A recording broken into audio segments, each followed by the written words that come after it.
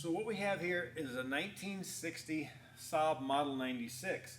What makes this car extremely rare, it is the actual car that this guy, Eric Carlson, won the 1960 British RAC Rally in. That'd be equivalent to, say, our Daytona 500. So this is the actual car coming through the Grand Hotel in London, through the floor, and being on display after the rally. Of course, they're dressed in their tuxes and so forth for the celebration. This car was found in St. Paul, Minnesota at a garage sale and was bought for approximately $400 back in the early 90s. No one really knows how it got into the U.S. We know that after the rally in 1960 when Eric Carlson won, that the car was then used for a rally in Canada, and then somehow it got into Saab Cars USA, and it kind of got lost. And the guy who bought it, Eric Johnson of Northfield, Minnesota, which of course is where Jesse James met his Waterloo, not to be confused with Napoleon. When he bought the car, he knew it had some odd stuff, like the steering wheel actually has wraparound. It's a wood wheel and it's got this twine around it. It's kind of hard to see it. But Eric Carlson came over and confirmed that wrap around the wheel was what he had to do when he said when they would make jumps, the wood wheels would fracture. And unless they had twine wrapped around the wheel, the wood would go into their hands and was very unpleasant. Now, Tom, this is looking at the car, I'm surprised it's actually rally material. It looks heavy. It's pretty basic. It's got the tires and rims and so forth. How did that perform in a rally? I mean, obviously it won, but I mean, it doesn't look like a typical rally car. Well, there's typically different classes in all types of racing.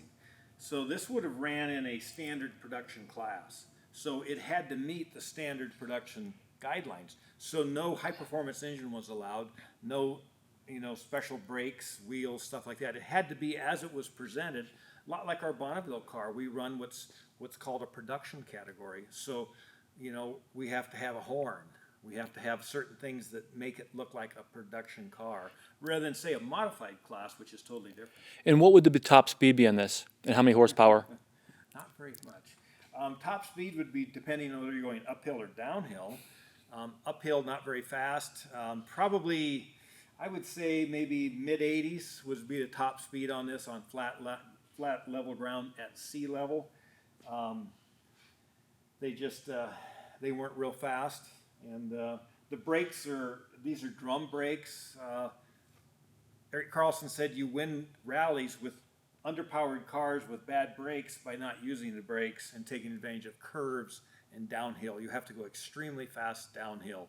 In fact, there's a guy that didn't win the Pikes Peak. He placed second, and he said that he would have won it had he been braver going downhill. So you have to take chances with a car. And because Saab handled so much better than all the other cars in bad road conditions and in tight turns and things like that, they were able to outperform all the other cars, and they made up speed in the areas the other cars had to go slow and careful. Is there anything else in the car you'd like to show us? Well, it does have a lot of unique features. It's probably best to come look at it. One of the things that I find is pretty cool, there's a switch in the dash that Eric Carlson told me about. He said that during the rallies, he tended to have people follow him at night. And he said it was very frustrating that these people would get on his tail because they knew he was very successful, so they'd follow his tail and brake lights.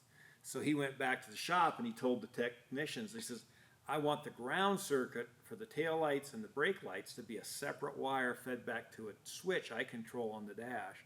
So after I bought the car from the General Motors Heritage Collection, and that story was related to me by Eric, I dug through the trunk and dug through everything, and sure enough, I found those original wires, put them all back in place, because he said what he loved to do, he'd let the car get on his tail, and he'd wait till the curve was coming, and as soon as he got ready to hit the curve, he'd kill all of his lights, make a quick left turn or right turn, and he said the car behind him would just keep right on going. And so that's one of those neat little features of the car that I would have never known had Eric Carlson not personally told me about that story and what was going on. There's a plaque from Hershey Hill Climb, I think back in 1961, and a story of Bob Sinclair driving it because the in-laws were coming that weekend, so he borrowed it from Saab Corporate in 61. So we know Saab Corporate had it in 61, and he did a hill climb with it. And the Hershey people had contacted us doing some history on the cars, and had found a 61 or 60 Saab registered and wanted to know if it was maybe this car. Well, in talking to Eric Johnson, the guy who bought the car at the estate sale and restored it, he said, interesting. He says, go look in the back seat, pull the back seat out, you'll find a section of dash that I saved. It's got a 1961 Hershey sticker on it, hill climb sticker. Interesting. So this was the actual car that Bob Sinclair ran in back in 1961 at a hill climb to get away from the in-laws. Well, Or the outlaws. the measures we go to. Well, thank you.